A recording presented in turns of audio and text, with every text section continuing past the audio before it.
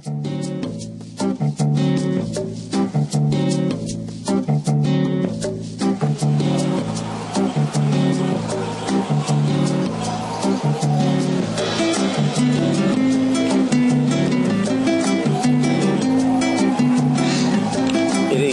গাছটা দেখছেন এটা একটা ঢ্যাঁড়স গাছ। এটা কোনো হাইব্রিড নয়, এটা হচ্ছে একটা দেশি আসামের জাত।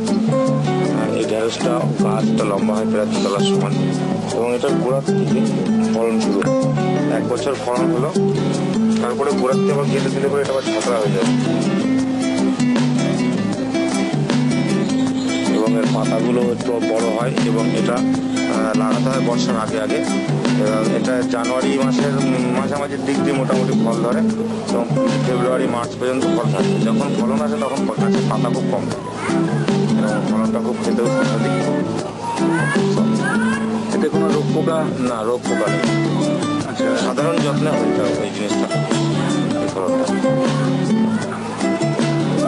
এটা 2 বছর ফলন দিতে পারে? 2 বছর 3 বছর। যদি গাছটাকে গোড়াটা কেটে দেওয়া হয়, গোড়া 1-1.5 ফুট রেখে কেটে দিতে হবে, তাহলে ঝাঁকড়া হয়ে যাবে গাছটা আবার 2য় বছর। একটা গাছ থেকে যা ফল অন্যান্য গাছে দেখেছি, তা মোটামুটি একটা গাছ থেকে দৈনিক প্রায় 300 গ্রামের মতো 300-400 গ্রাম করে নামানো যেতে পারে। আর এটা যদি ডগাটা ছেড়ে দেওয়া যায় তাহলে বোধহয় ঝাঁকড়া হয়, ঝাঁকড়া হবে। তাহলে আরো আগাটা কেটে দিলে পরে, মাথাটা কেটে দিলে পরে গাছটা ঝাঁকড়া হবে। আগাটা কেটে মাথাটা কেটে না দিলে পরে গাছটা লম্বা হবে। এটা আস্তে আস্তে কি মানুষের মধ্যে প্রচার বাড়ছে? হ্যাঁ, অবশ্যই প্রচার অবশ্যই বাড়ছে, কারণ এটাতে খরচ কম আর খরচ কম, একদমই রোগ পোকা লাগে না, এবং বিনা যত্নে জিনিস।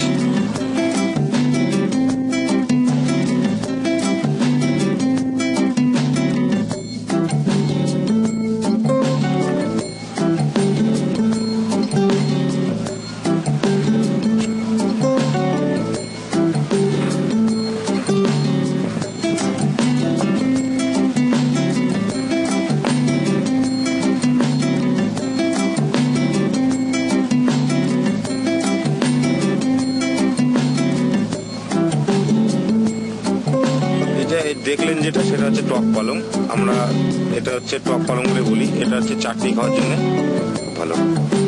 কোনো খরচ আছে চাষ করে? না, চাষ শুধু কোনো রকম যেরকম সাধারণ যত্ন করলে যথেষ্ট। শীতকালে হয়? শীতকালে